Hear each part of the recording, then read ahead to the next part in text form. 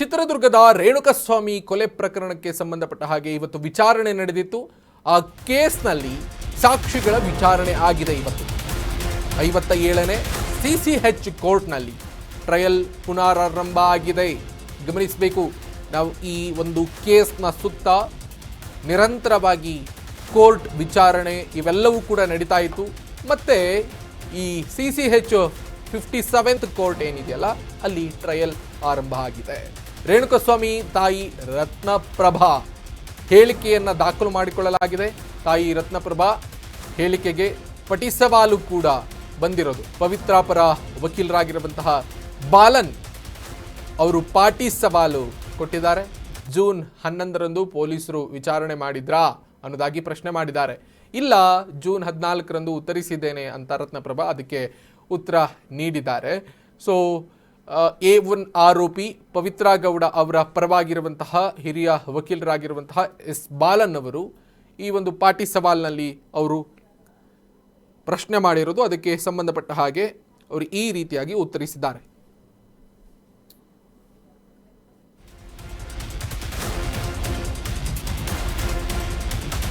June 8ರಂದು ನಿಮ್ಮ ಮೊಬೈಲ್ಗೆ ಕರೆ ಬಂದಿತ್ತಾ ಅನ್ನೋದಾಗಿ ಪ್ರಶ್ನೆ ಮಾಡಿದ್ದಾರೆ ವಕೀಲ ಬಾಲನ್. ರತ್ನಪ್ರಭಾಗೆ ಪ್ರಶ್ನೆ ಮಾಡಿರೋದು, ಪಾಟಿ ಸವಾಲ್ ಹಾಕಿದ್ದಾರೆ. ನನಗೆ ಕರೆ ಬಂತು ಎಂದು ರೇಣುಕಾ ತಾಯಿ ಉತ್ತರ ನೀಡಿದ್ದಾರೆ. 5 ಗಂಟೆಗೆ ಚಿತ್ರದುರ್ಗದಲ್ಲೇ ಇದ್ದಿದ್ದೇನೆ ಅಂತ ಹೇಳಿದ್ನಾ ಅನ್ನೋದಾಗಿ ಪ್ರಶ್ನಿಸಿದ್ದಾರೆ. ಊಟಕ್ಕೆ ಹೊರಗಡೆ ಹೋಗ್ತೇನೆ ಅಂತ ಹೇಳಿದ್ರು ರತ್ನ. ಯಾರು? ರೇಣುಕಾಸ್ವಾಮಿಯವರ ತಾಯಿ. ಎಲ್ಲಿಗೆ ಹೋಗ್ತೇನೆ ಹೇಳಿರಲಿಲ್ಲ ಅಂತ ರತ್ನ ಉತ್ತರ ಕೊಟ್ಟಿದ್ದಾರೆ. ಹೀಗಾಗಿ ಈ ಥರದೆಲ್ಲ ಪಾಟಿ ಸವಾಲು ಕೇಳುವಂತಹ ಪ್ರಯತ್ನಗಳನ್ನೆಲ್ಲ ಮಾಡಿದ್ದಾರೆ. ಸೊ ಈಗ ರೇಣುಕಾಸ್ವಾಮಿ ಪರವಾಗಿರುವಂತಹ ವಕೀಲರು ಮತ್ತು ಆರೋಪಿ ನಂಬರ್ 1 ಪವಿತ್ರ ಪರವಾಗಿರುವಂತಹ ವಕೀಲರಾಗಿರುವಂತಹ ಬಾಲನ್ ಅವರ ನಡುವೆ ಆಗಿರುವಂತಹ ಈ ಒಂದು ನ್ಯಾಯಾಲಯದ ಚರ್ಚೆಗಳು, ಪ್ರಶ್ನಾವಳಿಗಳು, ಅದಕ್ಕೆ ರೇಣುಕಸ್ವಾಮಿಯವರ ತಾಯಿ ಉತ್ತರಿಸುವಂತಹ ಪ್ರಯತ್ನವನ್ನು ಮಾಡಿದ್ದಾರೆ.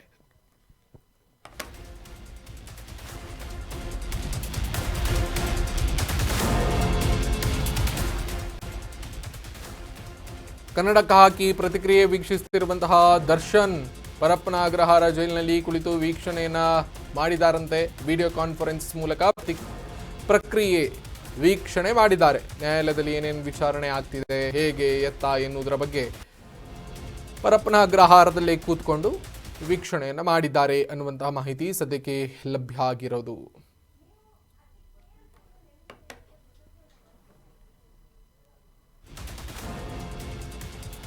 ಬಾಲನ್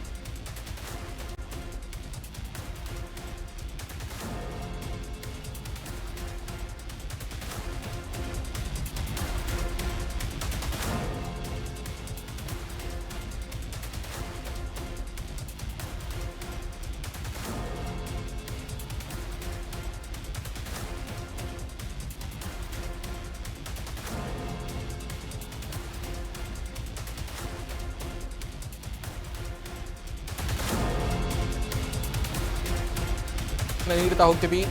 ನಿಮ್ಮ ಮಗನ ಬಗ್ಗೆ ಗಂಡ ಸೊಸೆ ಬಳಿ ಮಾತನಾಡಿದ್ರಾ ಅನ್ನುವಂತಹ ಪ್ರಶ್ನೆಯನ್ನು ಕೂಡ ಅವರು ಕೇಳಿದ್ದಾರೆ. ಬಾಲನ್ ಪವಿತ್ರ ಪರ ವಕೀಲರು ಸಂಜೆ 6-7 ಗಂಟೆಗೆ ಮಾತನಾಡಿದ್ರಾ ಅಂತ ಬಾಲನ್ ಪ್ರಶ್ನೆ ಮಾಡಿದ್ದಾರೆ. ಗಮನಿಸ್ತಾ ಹೋಗೋಣ. ಈ ಥರದೆಲ್ಲ ವಿಚಾರಣೆ ಕೋರ್ಟ್ನಲ್ಲಿ ಆಗಿರೋದು. CCH ಕೋರ್ಟ್ 57th ಕೋರ್ಟ್ನಲ್ಲಿ ಇವತ್ತು ರೇಣುಕಸ್ವಾಮಿ ಕೊಲೆ ಪ್ರಕರಣಕ್ಕೆ ಸಂಬಂಧಪಟ್ಟ ಹಾಗೆ ವಿಚಾರಣೆ ಆಗಿರೋದು. ಟ್ರಯಲ್ ಪುನರಾರಂಭ ಆಗಿದೆ. ಬಾಲನ್ ಪ್ರಶ್ನೆಗೆ ರೇಣುಕಾಸ್ವಾಮಿಯವರ ತಾಯಿ ರತ್ನಪ್ರಭಾ ಉತ್ತರಿಸಿದ್ದಾರೆ. ಮಗನ ಫೋನ್ ಸ್ವಿಚ್ ಆಫ್ ಬರ್ತಾ ಇದೆ ಅಂತ ಹೇಳಿದ್ದೆ ಅನ್ನೋದಾಗಿ ರತ್ನ ಹೇಳ್ತಾರೆ. ಆತ ಕೆಲಸ ಮಾಡ್ತಿದ್ದ ಫಾರ್ಮಸಿಯಲ್ಲಿ ವಿಚಾರಿಸಿದ್ರ ಅನ್ನೋದಂತಹ ಪ್ರಶ್ನೆಯನ್ನು, ಇದೆಲ್ಲದಕ್ಕೂ ಕೂಡ ರೇಣುಕಾಸ್ವಾಮಿ ಪ್ರಶ್ನೆಗೆ ತಕ್ಕ ಹಾಗೆ ಉತ್ತರವನ್ನು ನೀಡುವಂತಹ ಪ್ರಯತ್ನವನ್ನು ಮಾಡಿದ್ದಾರೆ. ದೃಶ್ಯದಲ್ಲಿ ಗಮನಿಸ್ತಾ ಇದ್ದೀರಿ ನೀವು. ಚಿತ್ರದುರ್ಗದಲ್ಲಿ ಮಗ ಇರಲಿಲ್ಲ, ಸಂಜೆ 6 ಗಂಟೆಗೆ ಬರ್ತೀನಿ ಅಂತ ಹೇಳಿದ್ದ ಅನ್ನೋದಾಗಿ ರತ್ನಪ್ರಭಾ ಹೇಳಿದ್ದಾರೆ. 7 ಗಂಟೆಗೆ ಫೋನ್ ಮಾಡಿದಾಗ ಸ್ವಿಚ್ ಆಫ್ ಆಗಿತ್ತು, ಅದಾದ್ಮೇಲೆ ಏನಾಯಿತು ಏನು ಕೂಡ ನಮ್ಗೆ ಗೊತ್ತಿಲ್ಲ ಅನ್ನೋದಾಗಿ ರತ್ನಪ್ರಭಾ ಉತ್ತರಿಸಿದ್ದಾರೆ ಅನ್ನುವಂಥ ಮಾಹಿತಿ.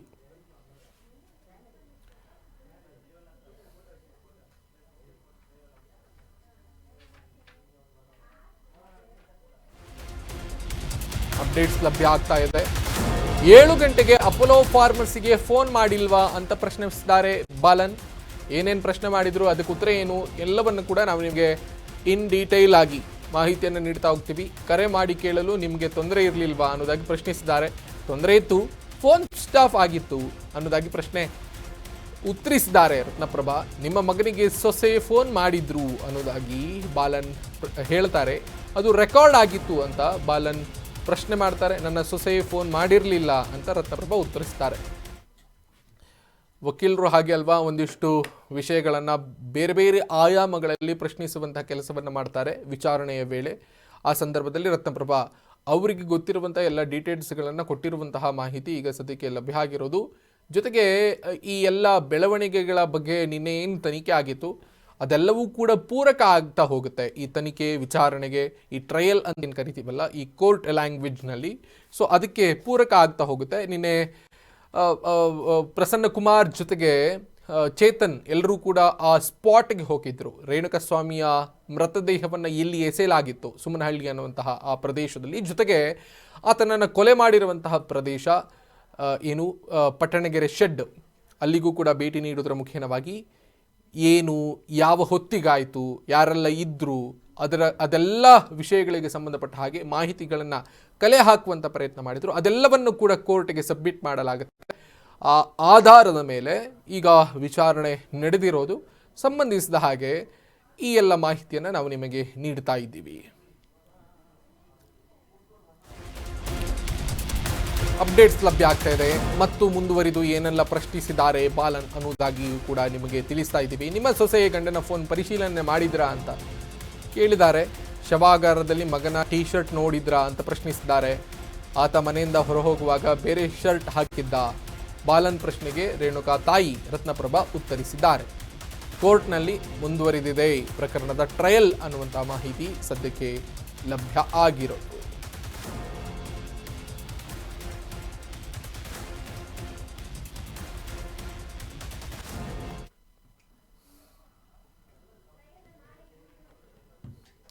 ಈ ಪ್ರಕರಣಕ್ಕೆ ಸಂಬಂಧಪಟ್ಟ ಹಾಗೆ ಟ್ರಯಲ್ ನಾಳೆ ಮುಂದೂಡಿಕೆ ಆಗಿದೆ ಅನ್ನೋದಾಗಿ ಕೋರ್ಟ್ ಆದೇಶ ನೀಡಿದೆ. ಸೊ ಅದಕ್ಕೆ ಸಂಬಂಧಪಟ್ಟ ಹಾಗೆ ಮಾಹಿತಿಯನ್ನು ಕೂಡ ನಾವು ನಿಮಗೆ ನೀಡ್ತಾ ಇದ್ದೀವಿ. ಈ ರೇಣುಕಸ್ವಾಮಿ ಕೊಲೆ ಪ್ರಕರಣಕ್ಕೆ ಸಂಬಂಧಪಟ್ಟ ಹಾಗೆ ಮತ್ತಷ್ಟು ಮಾಹಿತಿಯನ್ನು ಮತ್ತೆ ನೀಡ್ತಾ ಹೋಗ್ತೀವಿ ನಾವು ಕರ್ನಾಟಕ ನ್ಯೂಸ್ ಬೀಟ್ನಲ್ಲಿ. ಸದ್ಯಕ್ಕೆ ಕೋರ್ಟ್ ಈ ಟ್ರಯಲನ್ನು ಅಥವಾ ಈ ವಿಚಾರಣೆಯನ್ನು ನಾಳೆಗೆ ಮುಂದೂಡಿ ಆದೇಶಿಸಿದೆ ಅನ್ನುವಂಥ ಮಾಹಿತಿ ಕರ್ನಾಟಕ ನ್ಯೂಸ್ ಬೀಟ್ಗೆ ಲಭ್ಯ ಆಗಿದೆ.